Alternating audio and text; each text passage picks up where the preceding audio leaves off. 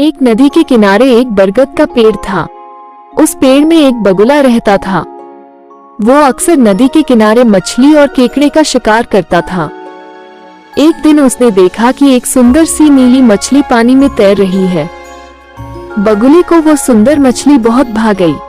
उसने मछली से कहा, नीली मछली, क्या तुम मुझसे दोस्ती करोगी?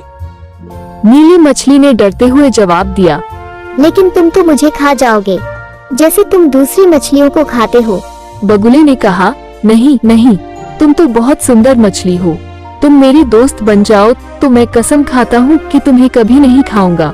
नीली मछली खुश हो गई और बगुले की बात मान गई। अब रोज बगुला पानी में उतरकर नीली मछली के संग खूब खेलता और दोनों घंटों गप्पे लड़ाते और आनंद मनाते थे। उनकी दोस्ती की चर्चा दूर दूर तक होने लगी। बगुला जब भी नीली मछली को पुकारता तो नीली मछली झट से नदी किनारे आ जाती थी। लेकिन फिर ऐसा हुआ कि एक दिन बगुले की तबीयत खराब हो गई। वो शिकार नहीं कर पा रहा था। भूख के मारे वो बेहाल था। किसी तरह बगुला नदी में उतरा और नीली मछली को पुकारने लगा।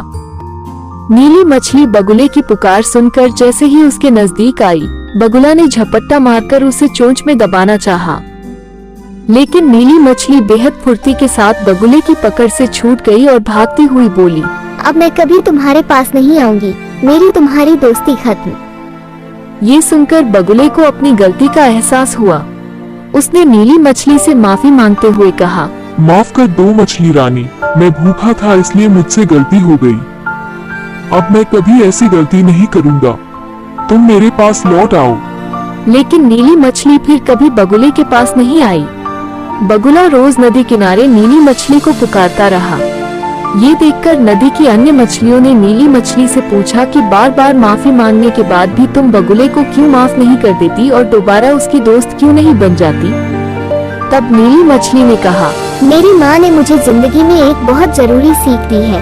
वो ये कि बुरा वक्त देखकर जिसकी नीयत बदल जाए और वो अपने दोस्तों को धोखा देने लगे तो उस पर फिर कभी विश्वास नहीं करना चाहिए।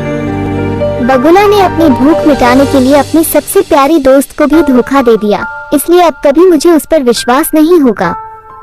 तो बच्चों, इस कहानी से हमें ये सीख मिलती है कि बुरे वक्त से डरकर जो अपनी नीयत बदल डाले और दोस्तों को धोखा दे, उस पर कभी विश्वास नहीं करना चाहिए।